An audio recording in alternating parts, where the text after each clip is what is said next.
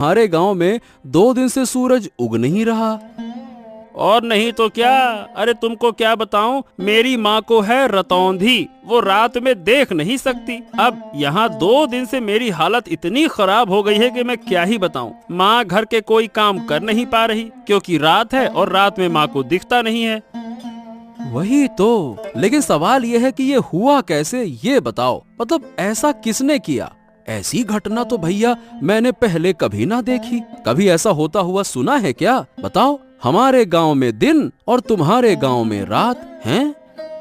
वही तो, मुझे तो लगता है कि मैं तुम्हारे गांव आ जाऊं। 2 दिन से सूरज की किरण नहीं देख पाया। ऐसा लगता है कि अंधेरे का साम्राज्य आ गया है।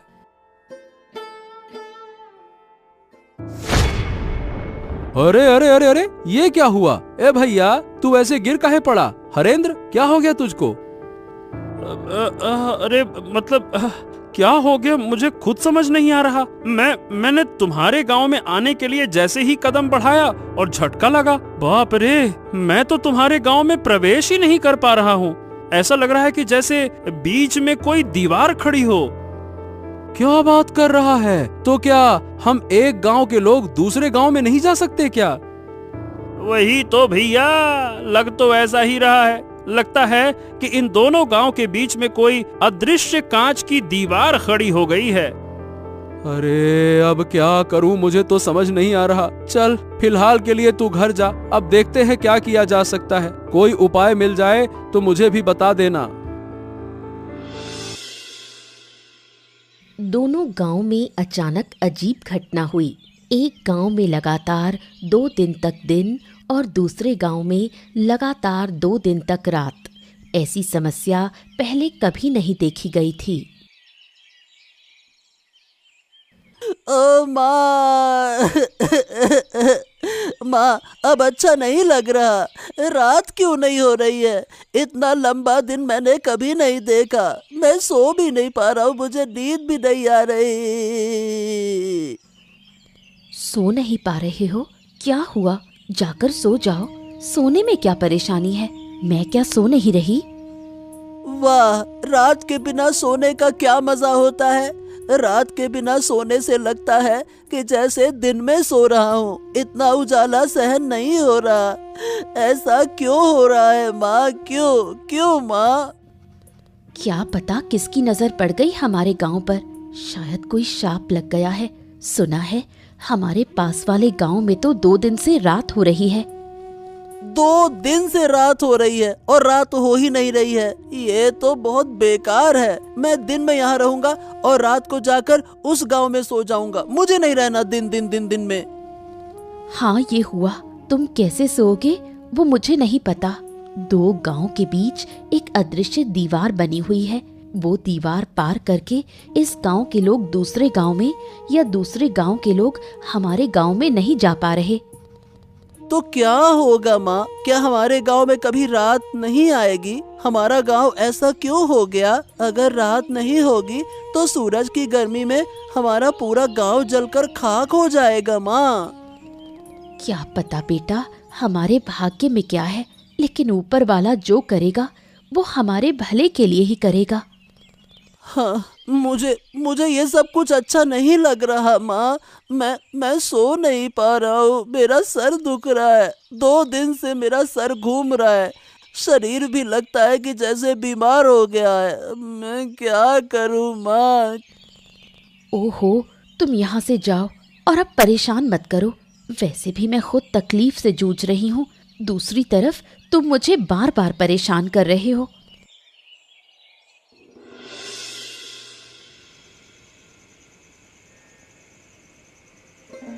रात के गांव में हरेंद्र की माँ शांता बूढ़ी रहती है, जिसे रात को दिखाई नहीं देता।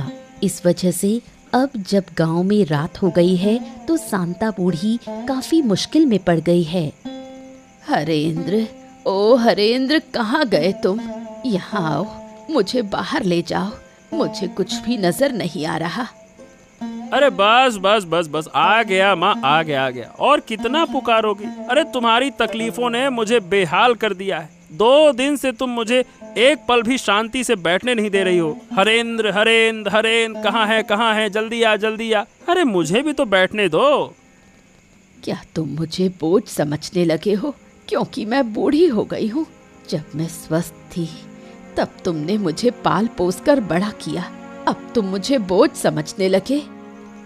हो, यही तो तुम्हारा तरीका है। दिन रात बस एक ही बात बोलती रहती हो, बोझ हो गई हूँ, बोझ हो गई हूँ। अरे तुम देख नहीं सकती हो तो चुपचाप बैठो तो सही। तुमको बैठना है नहीं, इधर उधर भटकना है। हाँ, अब ये बताओ तुम्हें बाहर जाने की क्या जरूरत है? देखो तो सही, पूरा गांव किसी न किसी समस्या में घिरा हुआ है और तुमको बाहर जाना है। क्या तुम्हें अकेले को समस्या है, गांव के और लोग नहीं? तुम्हें क्यों इतनी तकलीफ हो रही है? ऐसा है अम्मा कि मेरी तरह किसी के पास ये रतौंधी वाली माँ नहीं है जिसे लेकर वो परेशान हो। नहीं तो कोई काम तुम्हारे लिए अब नहीं है। घर के सारे काम मुझे करने पड़ते हैं और तुम्हारी देखभाल भी तो मुझे ही करनी पड़ती है। बस बस, मेरी और देखभाल करने की जरूरत नहीं। जिस दिन मर जाऊंगी उस दिन तुम समझ पाओगे। तुम लोग बड़े होकर शायद बूढ़ी माँ को ऐसी हालत में छोड़ देते हो। ओहो, बस बस बस बस बस, अब ऐसी बातें मत करो। चलो बताओ कहाँ जाना चाहती हो, मैं तुम्हें लेकर चलता हूँ। फिर खाना भी बनाना है, तुम्हें खाना देना होगा, फिर बर्तन साफ करने हैं, तुम्हारा बिस्तर लगाना है, बहुत सारा काम है। चलो जल्दी बताओ कहाँ जाना है। दूसरी ओर दिन और रात वाले दोनों गांव के बीच ही एक बुढ़िया का घर है। बुढ़िया और साधु के बीच काफी बातचीत है। क्या काम किया आपने? आपका तो जवाब ही नहीं। मुझे तो विश्वास ही नहीं था कि आप ऐसा बड़ा काम कर पाएंगे। मैंने पहले कहा था कि मेरी शक्ति पर संदेह मत करना। मेरी शक्ति के बारे में किसी को अंदाजा भी नहीं है। पहले जितना संदेह था अब वो भी खत्म। एक गांव में लगातार दिन और दूसरे गांव में लगातार रात कर देना, बड़े बड़े साधु भी ऐसा नहीं कर पाते। तो बताइए, क्या आप खुश हैं? अगर खुश हैं तो अब मेरी फीस मुझे दे दीजिए। मैंने यूं ही रिस्क लेकर ये बड़ा काम नहीं किया। अरे, आपके पैसों को लेकर मैं भाग थोड़ी ना जाऊंगी। मुझे तो बहुत मजा आ रहा है। दोनों गांव के लोग कैसे बेहाल हो गए हैं। मैं आपको जरूर पैसे दूंगी, साथ में इनाम भी दूंगी। आपने मुझे खुश कर दिया। फिर और क्या कहना है? किस्मत अच्छी रही कि आप मिली, तभी तो मुझे ऐसा काम करने का अवसर मिला, वरना यूं ही किसी काम से लाभ नहीं होता। ये सब मैंने सोचा था। मैं चाहती थी इन दोनों गांव को सबक सिखाऊं। अब आपके जरिए मैंने अच्छे से सबक सिखा दिया। अब देखिए धीरे धीरे क्या होगा। दोनों गांव तबाह हो जाएंगे। दिन के बिना रात नहीं बन सकती।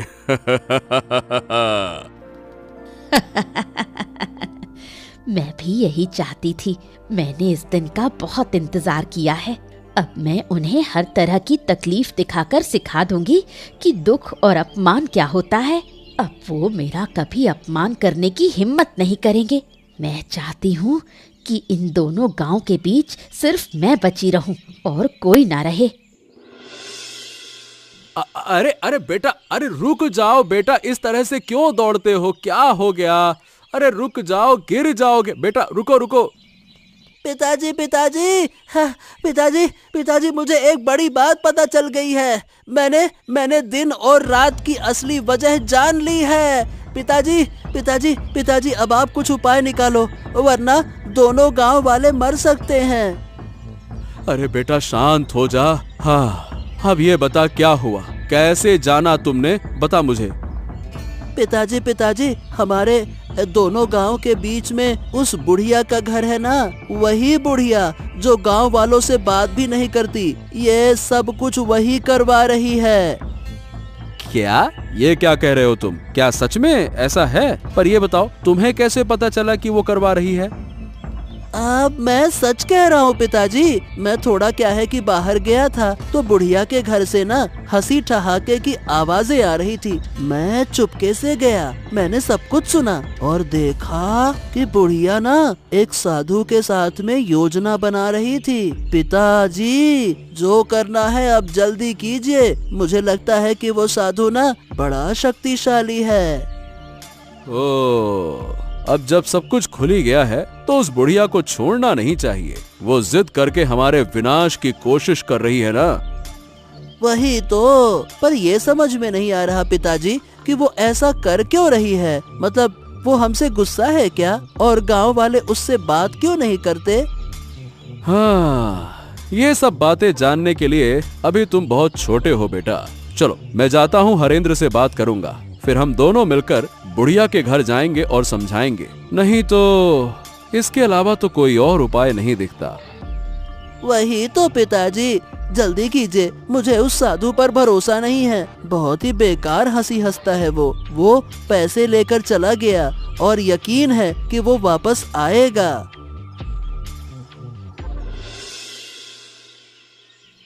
कैलाश और हरेंद्र जब बुढ़िया से सच्चाई पूछते हैं तो बुढ़िया सीधे इनकार कर देती है।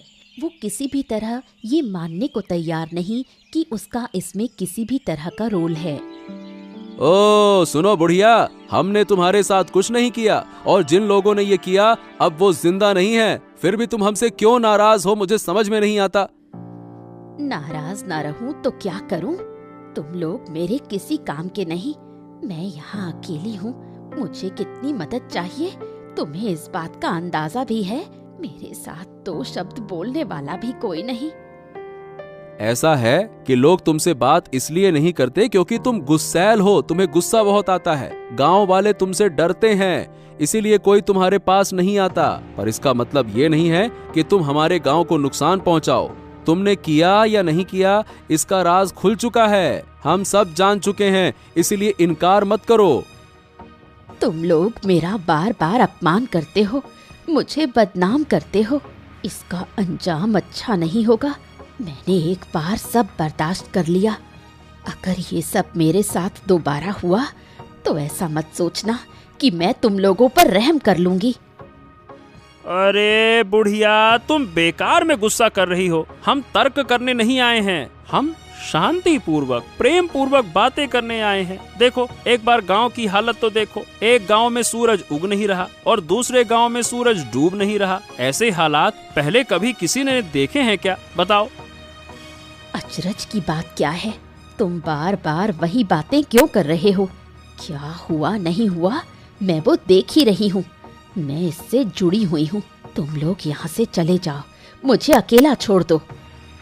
तुम अकेली क्यों रहोगी? अरे भाई, लोगों का डरना इसलिए है तुमसे क्योंकि वो तुम्हें जानते नहीं हैं। पर इसका मतलब ये तो नहीं ना कि हम तुम्हारे शत्रु हो गए, हम तुमसे अलग हो गए। मैं अब और कुछ नहीं सुनना चाहती। अगर तुम जाओगे नहीं तो ये डंडा देखा है, इसी से तुम्हें पीट पीट कर लाल कर दूंगी।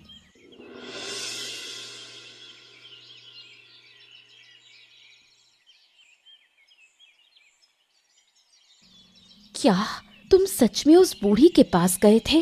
रिशान ने मुझे बताया। कुछ फायदा हुआ क्या?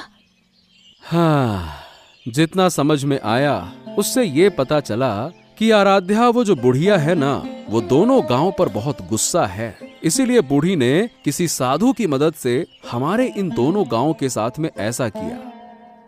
तो क्या इन दोनों गांव को फिर पहले जैसा करना संभव नहीं? ऐसा लगता तो नहीं है। मैंने और हरेंद्र ने मिलकर बूढ़ी को वैसे तो बहुत समझाने की कोशिश की, पर सही बताऊं बूढ़ी सुनना ही नहीं चाहती है। वो किसी भी तरह से हमारी बात समझना ही नहीं चाहती है। सच में मुझे तो डर लग रहा है। अगर ऐसे ही चलता रहा तो गांव में कोई नहीं बचेगा। धीरे धीरे सब कुछ नष्ट हो जाएगा। तुम सब लोग चिंता मत करो, देखना मैं सब ठीक कर दूंगा। वाह वाह वाह वाह वाह, सुन रही हो इसकी बातें? हम यहाँ इसके पिताजी कुछ कर नहीं पा रहे, उन्होंने हमें लाठी से खदेड़ दिया, अब ये जाकर ठीक करेंगे। क्यों महाशय? तुमने भी ना इस लड़के की बात मान ली है। इसे इन चीजों की क्या समझ? उसने जो कहा वही बहुत है। अरे माँ, मैं यूं ही नहीं कह रहा, मैं सच कह रहा हूँ। मैं सब कुछ ठीक कर दूंगा, तुम लोग देख लेना। उस साधु को मैं जानता हूँ, अगर मैं उसे एक बार पकड़ लूंगा तो उसे नष्ट कर दूंगा। बहुत मारूंगा मैं उसे गुच्छे बना के। अच्छा अच्छा अच्छा अच्छा, समझ गया। लेकिन हाँ, फिर कोई शरारत करने से पहले जरा सोच समझ कर। वैसे भी हमारी मुश्किलों का अंत नहीं है। अब आगे क्या होगा समझ नहीं आता। कहीं तुम्हारी हरकतों से वो बुढ़िया और गुस्सा ना हो जाए। नहीं पिताजी, मैं शरारत परारत नहीं करता। अब मैं बड़ा हो गया हूँ। पर हाँ, आप चिंता मत कीजिए, अब आगे जो होगा अच्छा ही होगा, देख लेना। अब बहुत बातें हो गई, तुम दोनों जाओ और हाथ मुंह धोकर आओ, मैं खाना देती हूँ।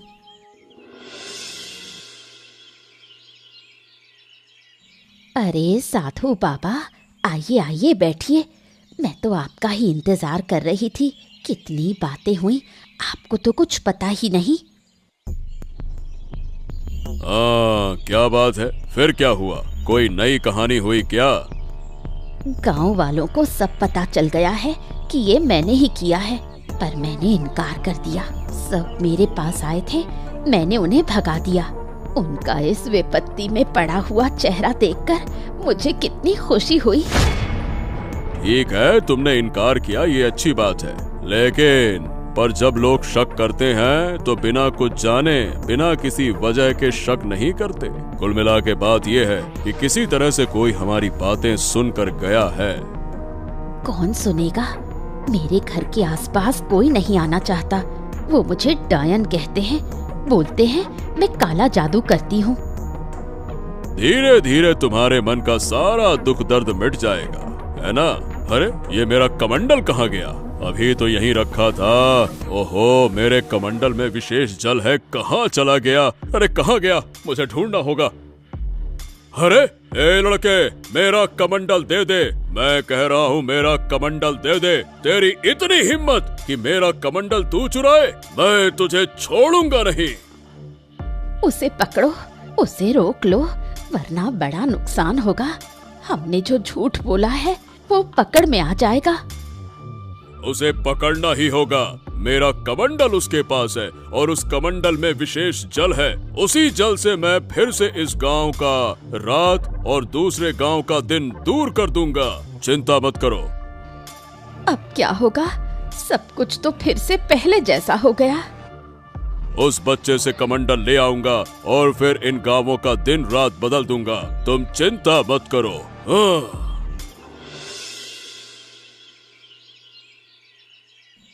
ए लड़के, तेरी इतनी हिम्मत कि तूने मेरा कमंडल छुआ, मैं तुझे श्राप दे सकता हूँ। क्या तू जानता है? मुझे किसी चीज का डर नहीं है। मैंने इन दोनों गांवों को फिर से पहले जैसा कर दिया है। इन दोनों गांवों की दुख चिंता दूर कर दी है मैंने। अरे मूर्ख बच्चे, तू इतना छोटा सा लड़का, पिद्दी सा, तू क्या समस्या दूर कर पाएगा? चल ला, मेरा कमंडल मुझे दे दे। उस कमंडल के पानी से मैं फिर से इस गांव की रात और दूसरे गांव का दिन, ये जो समस्या है, इसे दूर कर दूंगा। ला।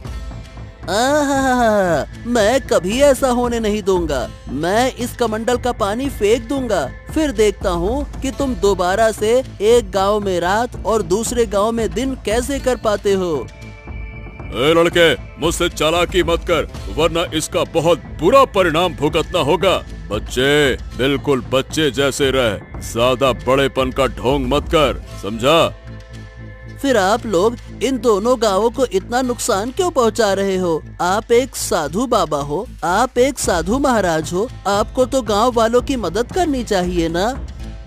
बेशक मैं मदद कर रहा हूँ। मैं बूढ़ी की मदद कर रहा हूँ, उसके दुख तकलीफ दूर कर रहा हूँ। ये तुम्हारी समस्या नहीं है और तुम्हारी समझ के बाहर की चीज है। चलो अब लाओ, मेरा कमंडल मुझे वापस करो। नहीं नहीं नहीं नहीं नहीं, मैं नहीं देने वाला। मैंने कह दिया ना, नहीं दूंगा, नहीं दूंगा तो नहीं दूंगा। किसी भी सूरत में तुम्हें ये कमंडल नहीं मिलेगा। ओह, ठीक है, तो अब तू दंड भुगतने के लिए तैयार हो जा, शरारती बच्चे। अरे छोड़ दो मुझे, छोड़ दो, मैं कह रहा हूँ छोड़ दो। अगर मेरे पिता को पता चला तो वो आपको गांव से निकाल देंगे और आप फिर कभी इस गांव में नहीं आ पाएंगे। छोड़ दो मुझे, छोड़ दो। जब पहले मैं तुझे बोल रहा था तो तू तो नौटंकी कर रहा था, अब तू बच कर दिखा। जब अच्छे से बोला था तब तो माना नहीं, तुझे मैं जरूर खत्म कर दूंगा। मेरे साथ शरारत करने आया था ना तू? चल। रिशान को न पाकर कैलाश का परिवार पगला सा हो जाता है। लोग समझते हैं कि इस अनहोनी के पीछे जरूर बुढ़िया का ही हाथ है। बूढ़ी माँ, बूढ़ी माँ, बूढ़ी माँ, हमें बचाओ, हमारी मदद करो बूढ़ी माँ, हम तुमसे हाथ जोड़कर विनती कर रहे हैं बूढ़ी माँ। क्या हुआ? फिर कोई अनहोनी हो गई? मैं किसी की मदद नहीं कर सकती, मैं मदद करने वाली नहीं हूँ। तुम लोग तो मुझे डायन कहते हो, बोलते हो मैं काला जादू करती हूँ। मैं काला जादू करती हूँ, मैं किसी की मदद क्यों करूँ? हमारी मदद करो, दया करो बूढ़ी माँ, दया करो। हमें अपना बेटा नहीं मिल रहा, कहाँ गया हम कुछ नहीं जानते। आप खोज कर बताइए, मुझे पता है कि आप जानती हैं। अब बहुत दुख हुआ ना, पर उस दिन जब मैंने गांव वालों के पास जाकर अपने बच्चे के लिए मदद मांगी थी तो तुम लोग कहाँ थे? तब तुमने मेरी मदद नहीं की। क्यों? मैं गरीब हूँ इसलिए? क्या आप ऐसा क्यों कह रही हैं? मैं सही कह रही हूँ, मेरा बच्चा बीमार था। मैंने सबके पास मदद मांगी, किसी ने मेरी मदद नहीं की। सबने मुझे अपमान करके भगा दिया। आखिर मेरा बच्चा मर गया। क्या मैंने कम दुख पाया? अब वो तो हमें कुछ भी नहीं पता था। आप हमें इतनी बेकार नजरों से क्यों देखती हैं? कृपया करके बताइए ना, मेरा बेटा कहाँ है? मैं अपने बच्चे के बिना नहीं जी पाऊंगा, नहीं जी पाऊंगा। जीऊंगी, जरूर जीऊंगी। तुम लोग सब जियोगे, पर अंदर तक तीव्र पीड़ा के साथ जियोगे, जैसे कि मैं इतने समय से जी रही हूँ, अपने बच्चे की यादों को थामे हुए। अरे कैसी इंसान है आप? एक छोटा बच्चा मेरा नहीं मिल रहा, कोई अनहोनी हो गई तो क्या आप थोड़ी सहानुभूति नहीं दिखा सकती? हर समय दुश्मनी दुश्मनी दुश्मनी, क्यों क्यों? उन बातों की मुझे परवाह नहीं, जो तुम्हारे भाग्य में लिखा है वही होगा। मैं किसी की मदद नहीं कर सकती, बिल्कुल नहीं कर सकती। तुम लोग यहाँ से चले जाओ। दोनों गांव की समस्या खत्म करने के लिए बेचारे रिशान को अपनी जान की आहुति देनी पड़ी। साधु ने रिशान की हत्या कर उसकी लाश 2 गांव के बीच में फेंक दी।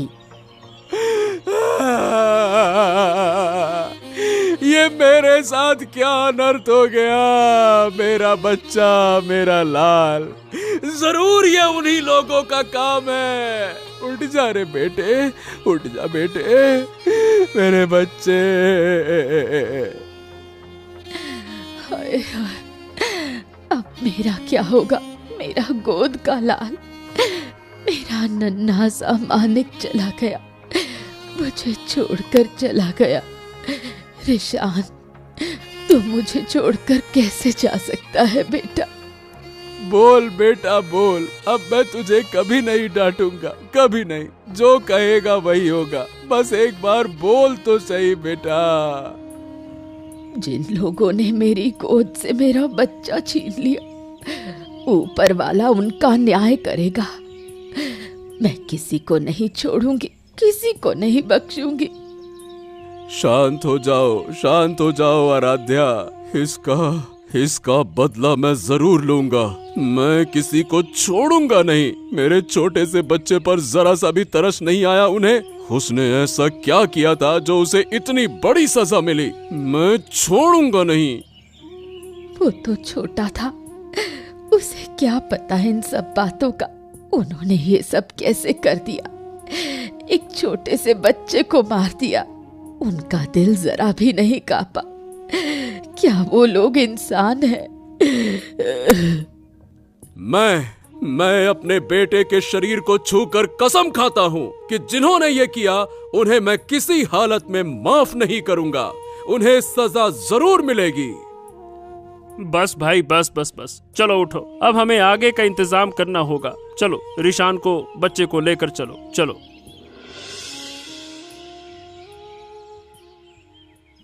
हाँ क्या बूढ़ी, अब तो तुम खुश हो ना? तुम्हारी मनोकामना धीरे धीरे पूरी कर रहा हूँ। अब तुम मेरी तरफ भी थोड़ा ध्यान दो। अरे आप चिंता मत कीजिए, आपके सारे पैसे मैं दे दूंगी, कोई दिक्कत नहीं होगी। आप बस इसी तरह मेरा काम करते रहिए। मैं इतनी खुश पहले कभी नहीं हुई। अगर तुम चाहो तो मैं तुम्हें और भी खुश कर सकता हूँ। जरूर चाहती हूँ। मैं चाहती हूँ कि इन दोनों गांव का एक भी बच्चा जिंदा ना बचे, सबकी गोद खाली हो जाए। आज जो लोग रो रहे थे उन्हें देखकर मुझे कैसी पिशाची सी खुशी मिल रही थी, क्या बताऊं। बहुत बढ़िया, बहुत बढ़िया। तो तुम पैसों का इंतजाम करो, मैं एक एक करके इन दोनों गांव के सारे बच्चों को मार दूंगा। मैं वादा करता हूँ कि इन गांव में एक भी बच्चा जिंदा नहीं रहेगा। यही तो मैं चाहती हूँ, मैं इसी दिन का इंतजार कर रही थी। बेटे, तू ऊपर बैठा देख रहा है ना? देख, तेरी माँ तेरी मौत का बदला ले रही है। जो दर्द मुझे हुआ था वही दर्द अब मैं सबको दूंगी। इतनी जल्दी खुश मत हो, हमें धीरे धीरे सब करना होगा। आज से हर रात इन दो गांवों में एक एक बच्चा गायब होगा और मैं उसका बलिदान दूंगा। इससे तुम्हारा भी फायदा होगा और मेरा भी स्वार्थ सिद्ध होगा। कोई दिक्कत नहीं, मैं हर रात तुम्हें बच्चों को पकड़ने में मदद करूंगी। जरूरत पड़ी तो खुद पकड़ कर लाऊंगी। सब मुझे डायन कहते हैं, अब मैं उन्हें दिखाऊंगी असली डायन क्या होती है। तो फिर ठीक है, मैं बलिदान की पूरी व्यवस्था करता हूँ। हर रात एक बच्चे की हत्या करनी होगी, तभी मैं और शक्तिशाली बनूंगा। नहीं, अब ये सब कुछ और नहीं चलेगा। मैंने अपने बेटे को खो दिया है। मैं नहीं चाहता कि किसी और का बच्चा ऐसे मरे। बच्चे को खोने का दर्द मैं अच्छी तरह से जानता हूँ। हाँ, लेकिन कैलाश, अब हम करेंगे क्या दादा? वो साधु तो बहुत ताकतवर है, उससे हम लड़ेंगे कैसे? साधु को बाद में देख लेंगे, पहले उस डायन बूढ़ी का कुछ करना होगा। उसका दिमाग खराब हो गया है, बेटे को खोकर पागल हो गई है वो, पागल। अच्छा ठीक है, लेकिन हम उसे मार तो नहीं सकते हैं ना? हमने अपने बेटे के शरीर को छूकर कसम खाई है, जिन्होंने ये किया है उन्हें सजा देंगे। उस डायन बूढ़ी से बड़ी सजा और कोई नहीं हो सकती। अच्छा, क्यों नहीं मार सकते? जब उसने मेरे बच्चे को नहीं छोड़ा, जब उसे गांव के सभी बच्चों को मारने का मन हो रहा है, तो मैं भी उस विकृत दिमाग की डायन को मार सकता हूँ। बिल्कुल मार सकता हूँ। खून का बदला खून, बिल्कुल। और मैंने तय कर लिया है, बूढ़ी को मैं जिंदा जला दूंगा। उसके लिए यही सजा सही रहेगी। अगर वो जिंदा रही तो कभी नहीं सुधरने वाली। उसका दिमाग पूरी तरह से खराब हो चुका है। ठीक है, मुझे कोई आपत्ति नहीं है, लेकिन गांव के लोग क्या कहेंगे? एक जिंदा इंसान को जलाकर मार देंगे तो क्या ये ठीक रहेगा? वो इंसान नहीं है भाई, वो इंसान हो ही नहीं सकती। वो एक डायन है, डायन। और डायन को जलाने का आदेश खुद भगवान ने दिया है। अगर तुम मेरे साथ रहना चाहते हो तो रहो, नहीं तो मैं अकेले ये काम करूंगा और आज ही मैं उसके घर में आग लगा दूंगा। नहीं नहीं नहीं नहीं, ऐसी बातें क्यों कर रहे हो? मैं तुम्हारे साथ रहूंगा। ये बूढ़ी हमारे गांव के लिए भी बड़ी मुसीबत बन गई है। अब बस बहुत हो गया, चलो जो फैसला लिया है वही करेंगे, चलो। बूढ़ी के घर में आग लगाने से वो जलकर मर गई। उसके मरने के बाद सब लोगों ने मिलकर साधु को सजा देने का निश्चय किया। साधु, ओ साधु, अरे कहाँ है रे तू? आज तेरे पापों का अंत होगा, निकल बाहर। क्या हो गया? सब लोग मेरे आश्रम में क्यों जुटे हो? क्या तुम्हें मेरी शक्ति का अंदाजा नहीं है क्या? अहंकार पतन की जड़ है, ये बात जानते हैं ना आप? मुझे ये बातें सिखाने मत आओ। मैं साधु हूँ, साधु। मेरी शक्ति असीम है। चाहूं तो मैं अभी तुम सबको समाप्त कर दूंगा।